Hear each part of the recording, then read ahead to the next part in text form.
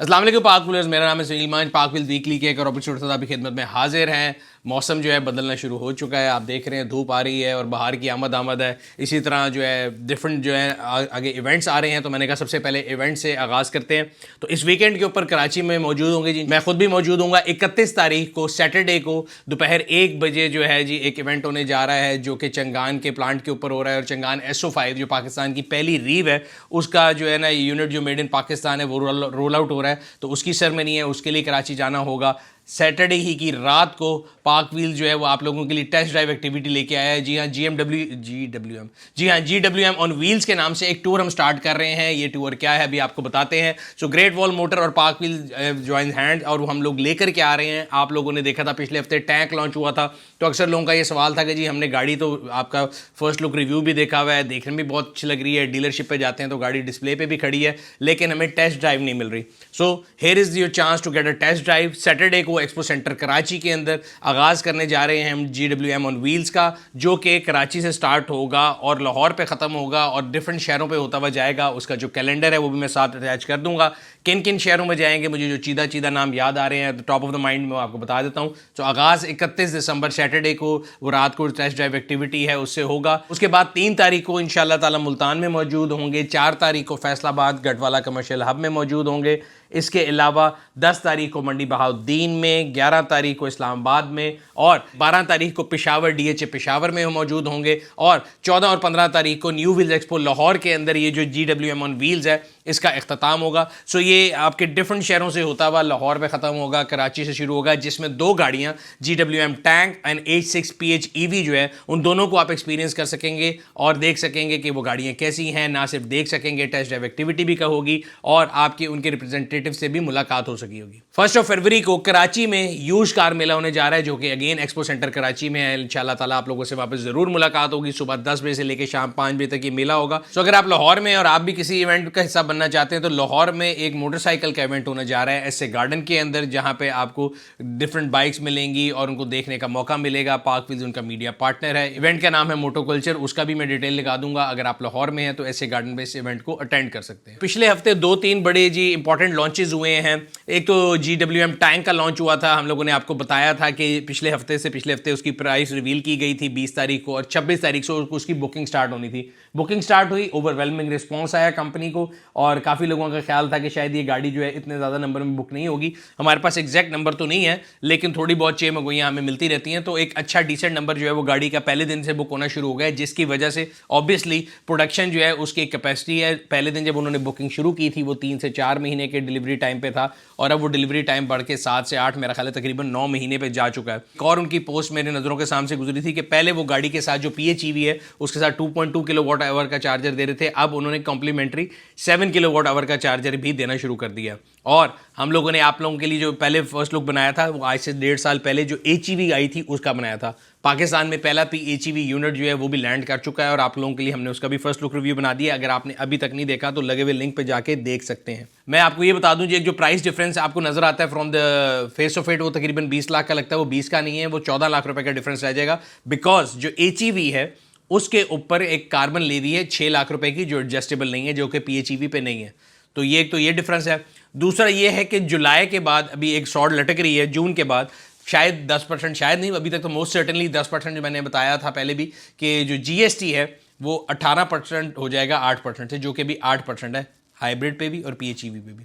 तो जितनी hybrid and PHEVs car हैं, बेशक वो टैंक है, बेशक वो जेको है, वो J5 है, J7 है, दीपाल SO5 है, वो गाड़ियाँ जो जून के बाद डिलीवरी के लिए हैं उनकी प्राइस बढ़ जाएगी। सो मैं आपको बता रहा हूँ बड़ी जिम्मेदारी के साथ क्लियरली कि आप इस बात का ख्याल रखें जो भी गाड़ी बुक करा रहे हैं। BYD मेगा मोटर्स ने लाहौर पे इवेंट किया था जी सैटरडे को, और उसमें 2 गाड़ियाँ जो उन्होंने रिवील की हैं, एक BYD Atto 2 है, एक C-Line 7 है। दोनों गाड़ियां जो हैं 100% इलेक्ट्रिक है। दोनों गाड़ियों के फर्स्ट लुक रिव्यू मैंने आप लोगों के लिए बना दिए हैं। ना सिर्फ फर्स्ट लुक बल्कि फर्स्ट इंप्रेशन ड्राइव वीडियो भी बनाई है, आप हमारे चैनल पे जाके देख सकते हैं। इसके अलावा जी एक्सपेंग का जो लाहौर में एक शोरूम बना है, टेस्ला एनर्जी पाकिस्तान जो है वो एक्सपेंग लेके आए हैं। एक्सपेंग की 2 गाड़ियां उन्होंने वहाँ पर डिस्प्ले पे रखी थी, एक X9 एंड G6 जो है वो एक आप समझ सकते हैं क्रॉसओवर है और बड़ी स्टाइलिश गाड़ी थी। उसका भी फर्स्ट लुक हम लोगों ने आप लोगों के लिए बना दिया है, आप करंट लिंक पे जाके देख सकते हैं। XPeng की जो X9 है वो एक MPV थी और it was full of option. मैं उनके जब शोरूम पे गया तो आई वाज प्लेजेंटली सरप्राइज। उस गाड़ी में you name the option and it had it. I didn't get time to make a first look review, कोशिश करेंगे आप लोगों के लिए वो भी बना के ले आए बिकॉज उस दिन लॉन्च इवेंट पे बहुत ज़्यादा रश था, but it was something very very impressive उस गाड़ी के अंदर। मतलब मैं आपको कह रहा हूँ मसाजर सीट, ज़ीरो ग्रेविटी, कोई भी ऐसी ऑप्शन नहीं थी जो उस गाड़ी में ना हो। कमाल गाड़ी थी। और अगर आप देखना चाहते हैं तो लाहौर में उन लोगों ने अपना नया शोरूम भी खोल दिया है। गाड़ी के लॉन्चेस की बात हो रही थी, हमने आपको बताया था कि चेरी जो है वो पाकिस्तान में वापस आ चुकी है और उनकी कैंपेन चल रही है हेलो चेरी के नाम से। सो हेलो चेरी का मतलब वो कहते हैं ना ओ हेलो।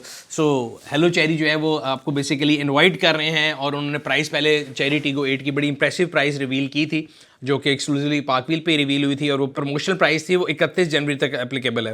तो अगर आप उस गाड़ी को देखना चाहते हैं, उसकी टेस्ट ड्राइव करना चाहते हैं तो उनकी डीलरशिप्स के ऊपर वो गाड़ियाँ अवेलेबल हैं। आप अपने नियरेस्ट डीलरशिप पे जा सकते हैं।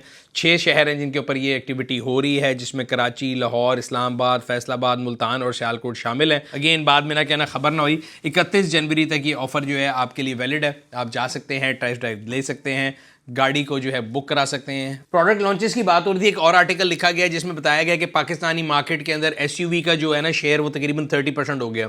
अक्सर लोगों का ये सवाल होता है कि जी हर आने वाली कंपनी जो है वो एसयूवी क्यों बना रही है। तो मैं बताता हूँ कि मार्केट में जब भी कोई नया प्लेयर आता है उसने देखना है कि डिमांड किस तरफ ज़्यादा है, कहाँ पे लोगों की पेइंग एबिलिटी ज़्यादा है। और यही डेटा रिवील कर रहा है कि तकरीबन जो है ना 30% शेयर एसयूवी मार्केट ले गई है। ग्लोबली भी ऐसा ही है और अगेन पाकिस्तान में भी ये हो रहा है। ऐसा ऐसा आप देखेंगे जितनी गाड़ियां आ रही हैं वो ज़्यादातर क्रॉसओवर के अंदर जा रही हैं। बल्कि रिसेंटली लॉन्च गाड़ियों से ये पता लगता है कि लोगों का जो है एक वाकई रुझान जो है, people want to shift from sedan to SUV. साजगार इंजीनियरिंग की बात हो रही थी कि साजगार के शेयर के बारे में लोगों को बड़ी परेशानी होती है। एक आर्टिकल है हम जो कि बड़ा इन्फॉर्मेटिव है और आपको बताता है कि साजगार इंजीनियरिंग जो है वो कैसे शुरू हुई थी और उनका जो शेयर है वो कैसे ऊपर गया, जिस शेयर के बारे में काफ़ी आपकी शेयर मार्केट भी परेशान रहती है। तो अगर आप पढ़ना चाहते हैं, इसमें इंटरेस्ट रखते हैं तो उसका भी मैं लिंक लगा दूंगा। पिछले हफ्ते पहले हमने आपको बताया था कि एसआरओ आया है जो कि इंपोर्ट के रूल्स को वजह कर रहा था, जिसके मुताबिक हमने आपको एक्सप्लेन किया था कि इंपोर्टेड गाड़ी मंगाना या तो इम्पॉसिबल हो जाएगा या बहुत मुश्किल हो जाएगा। अब एफबीआर ने एक और लेटर इशू किया है जिसके अंदर क्लैरिफिकेशन दी गई है यूज पार्ट इंपोर्ट के बारे में। सो एक जो है ना क्लैरिफिकेशन इसलिए दी गई है कि एक एम्बिग्विटी थी, एक कोर्ट का फैसला था कि आप गाड़ी के जब यूज पार्ट मंगाते थे तो उसकी इंपोर्ट बैन थी, बट 20% उसके ऊपर फाइन दे के क्लियर हो जाता था। तो उसके ऊपर कोई अभी एक डिस्कशन चल रही है, क्लैरिटी मांगी गई है। तो अगर आप इसमें भी इंटरेस्ट रखते हैं तो पढ़ सकते हैं। इससे किसको इम्पैक्ट होगा? मेरे ख्याल से ये ज़्यादातर जो सब्जेक्ट है ये उस पर इम्पैक्ट होगा जो कि गाड़ियाँ कन्वर्जन्स के लिए आती थी या प्रोजेक्ट्स होते थे, उनमें काफ़ी ऐसी थी जो कि पार्ट्स यूज पार्ट्स में आते थे। सो अगर तो ये क्लैरिफिकेशन आ जाती है और उस पर बैन लग जाएगा या क्लैरिफिकेशन दूसरी तरफ आती है तो ऊँट किस करवट बैठेगा, इससे पता लगेगा कि जो आपके पास एक बड़ी प्रोजेक्ट कार्स की इंडस्ट्री है या आपके पास जो एक यूज कार के अंदर काम होता है उसके आगे क्या फेट होगा। ये क्लैरिफिकेशन जो है डिसाइड करेगी। इसके अलावा एफबीआर ने अपडेट कर दिए import values of motorcycle parts. उसकी इम्प्लीकेशन ये होंगी कि भाई मोटरसाइकिल के पार्ट्स पहले किस वैल्यूएशन पे क्लियर होते थे, अब किस पे होते थे। सो उससे उसकी जो वैल्यू है अगर वो चेंज हो जाती है तो चेंज होने से ऑब्वियसली ड्यूटी फ़र्क होगी, ड्यूटी से प्राइस चेंज होगी। तो ये सारी चीज़ें जो हैं आपकी मोटरसाइकिल की प्राइस को इम्पैक्ट करेंगी। इस आर्टिकल को भी आप पढ़ सकते हैं। अगली जो एक और न्यूज़ है वो बड़ी इंपॉर्टेंट है, वो भी इससे रिलेटेड है। वैल्यूएशन ऑफ इंपोर्टेड कार्स में एक चीज़ होती है एमएसआरपी, जिसको बोलते हैं मैन्युफैक्चरर सजेस्टेड रिटेल प्राइस, यानी मैन्युफैक्चरर जो सजेस्ट कर रहा है उसकी रिटेल प्राइस। एक ग्लोबल इंडेक्स आप निकालते हैं तो कोई गाड़ी आ रही होती है तो आप उसको एमएसआरपी देख सकते हैं। या एक होती थी आईटीपी जिसको इंटरनेशनल ट्रेड प्राइस बोलते हैं। सो अगर आप कोई गाड़ी मंगा रहे हैं, लेट्स से आप मर्सिडीज़ मंगा रहे हैं, बीएम मंगा रहे हैं या ऑडी मंगा रहे हैं, तो उसकी आईटीपी जो है वो कस्टम जो है वो एक लेटर लिखता था आपके यहाँ पे लोकल डीलर को और वो उसकी आईटीपी इंटरनेशनल ट्रेड प्राइस देते थे जिससे उसकी वैल्यूएशन होकर उस पर ड्यूटी लगती थी। तो अब वो कह रहे हैं कि जी हम आईटीपी नहीं लेंगे, हम एमएसआरपी लेंगे जो कि ग्लोबल उसकी मैन्युफैक्चर की सजेस्टेड रिटेल प्राइस है, हम उसके ऊपर चले जाएंगे। So the role of that local agent जो है वो इररेलेवेंट हो जाएगा in suggesting the assessed value of an imported car. इसके इम्प्लीकेशन जो हैं ये अभी तो इतना समझ नहीं आएंगी लेकिन थोड़े से में क्लियर हो जाएंगी और जिस तरह क्लियर होंगी हम आपको ज़रूर बताएंगे। अब चलते हैं पार्क व्हील्स कार इंस्पेक्शन की मैसेज तरफ। पार्क व्हील्स कार इंस्पेक्शन जो है जो आपके लिए लेके आया है नाइट कार इंस्पेक्शन। इससे पहले होता ये था कि डे लाइट जब खत्म हो जाती थी तो हम कहते थे कि यार आप इंस्पेक्शन नहीं करा सकते क्योंकि अंधेरा हो गया है तो पेंट का नहीं पता लगेगा, काफ़ी चीज़ों के अंदर पैडिमेंट्स थी। और कई लोगों का ख्याल ये था कि जी हम दफ्तर से फारिग लेट होते हैं तो हमें रात का टाइम सूट करता है। तो आप लोगों की फरमाइश के ऊपर हम लोगों ने इसको ऑगमेंट किया है और अपने सिस्टम को पहले से बेहतर किया है और पार्क व्हील पाकिस्तान की की पहली नाइट कार इंस्पेक्शन आप लोगों के लिए लेकर आ चुका है। तो ये नाइट इंस्पेक्शन जो है शाम 5 बजे से लेकर 9 बजे तक पार्क व्हील्स के तमाम सर्विस सेंटर पे अवेलेबल होगी। इसके अलावा हैस्कॉल DHA और हैस्कॉल वादत रोड के ऊपर जो है इसका आगाज़ किया जा रहा है नाइट इंस्पेक्शन का। अगर आप लाहौर में हैं, आपके पास टाइम दिन के वक्त अवेलेबल नहीं है, आप नाइट इंस्पेक्शन कराना चाहते हैं, तो इन 4 जगहों पर जाके आप अपनी गाड़ी की इंस्पेक्शन करा सकते हैं। पार्क व्हील्स ऑटो स्टोर के मैसेज तरफ चलते हैं। पार्क व्हील्स आप लोगों के लिए लेके आए जी वैलेंटाइन सेल पहली से लेके 15 फरवरी तक है। अगर आप अपनी गाड़ी से प्यार करते हैं, मोहब्बत करते हैं, गाड़ी के लिए पार्ट्स लेना चाहते हैं, उसको पैम्पर करना चाहते हैं मेरी तरह, तो पहली से लेके 15 फरवरी तक आप अप टू 70% जो है ऑफ एंजॉय कर सकते हैं इस वैलेंटाइन सेल के ऊपर। आखिर में चलते हैं पब्लिक सर्विस मैसेज की तरफ। बसंत का त्यौहार आ रहा है जी 6, 7, 8 तारीख को लाहौर में गवर्नमेंट ऑफ पंजाब ने बसंत का अनाउंस किया है और उन्होंने SOPs बताए हैं। अगेन इसके ऊपर हम बहस कर सकते हैं कि जी होनी चाहिए नहीं होनी चाहिए। फिलहाल रियलिटी ये है कि वो बसंत हो रही है।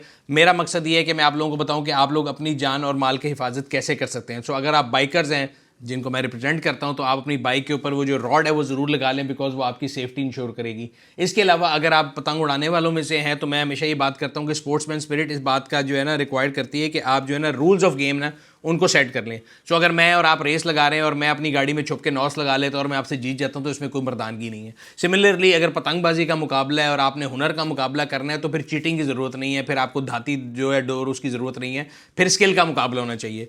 हम लाहौर से ताल्लुक़ रखते हैं और बचपन से हम पतंग उड़ाते आए हैं, तो मैंने तो आज तक कभी धाती डोर का इस्तेमाल नहीं किया और मुझे अपनी स्किल पर बहुत ज़्यादा जिसे कहते हैं ना कॉन्फिडेंस है, तो मुझे किसी चीट की ज़रूरत नहीं है। मैं चीट नहीं करूँगा। अगर मैं आपको कंपटीशन के लिए इनवाइट भी करूँगा कि जी आए मेरे से पेच लड़ा लें, तो मैं आपको धाती डोर जो है ना वो इस्तेमाल करता कभी नज़र नहीं आऊँगा। तो इसी तरह आप लोग जितने भी लोग हैं, और अगर आप चाहते हैं कि ये इवेंट जो है अगले साल भी हो, तो इस इवेंट का इस साल जो है ना ये समझ लें एक पायलट है। अगर हम इसको तरीके से मनाएंगे, बगैर किसी जानी नुकसान के बनाएंगे और ये खूनी खेल नहीं बनेगा, तो फिर ये चलता रहेगा। बिकॉज पहले भी कई साल चलता आया था, जब तक ये जो है ना खराफात इन्वेंट नहीं हुई थी, जिनके अंदर धाती डोर और बिला वजह की चीज़ें और डिफरेंट चीज़ें शामिल कर ली गई। हर चीज़ को उसके साथ बनाना चाहिए। जिस तरह अगर हम क्रिकेट खेल रहे हैं, हम क्रिकेट के साथ डिफरेंट चीज़ें अगर अटैच कर देंगे तो उसका फ़ायदा नहीं है। सिमिलरली बसंत का त्यौहार जो है वो रंगों का त्यौहार है, पतंगबाजी का जो त्यौहार है उसको हवाई फायरिंग, इस किस्म की जो है ना धाती डोर या गलत किस्म का म्यूज़िक जो है उसको इस्तेमाल करेंगे, मतलब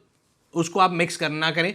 B sincere to that sport. अगर आप वाकई स्पोर्ट्समैन हैं और आप इसको स्पोर्ट समझते हैं और आप उसको एंजॉय करना चाहते हैं, तो फिर उसको तरीके से एंजॉय करें। और मेरे ख्याल से उन लोगों के ऊपर जो अपने आप को वाकई कहते हैं कि जी हम इसको एज ए स्पोर्ट एंजॉय करते हैं, उनके ऊपर डबल जिम्मेदारी है कि वो घुस बैठी है जो कि बिला वजह आके आपके इस इवेंट को ख़राब करना चाहते हैं, जिनका कोई ताल्लुक दूर दूर तक पतंगबाजी से नहीं है, वो उस पर हवाई फायरिंग कर रहे हैं। क्योंकि मैंने आज तक किसी ऐसे बंदे को नहीं देखा जो कि असल में पतंग उड़ाता हो, वो अपना टाइम हवाई फायरिंग में ज़ाया कर रहा हो, वो धाती डोर के उससे गुड़ी उड़ा रहा हो। ये सिर्फ उन लोगों के काम है जो कि सीजनल होते हैं, जो बिला वजह आके एक इवेंट को ख़राब कर रहे होते हैं। तो ये आपके ऊपर डबल जिम्मेदारी है कि ऐसे लोगों को जो है ना उनका सद्देबाब करें।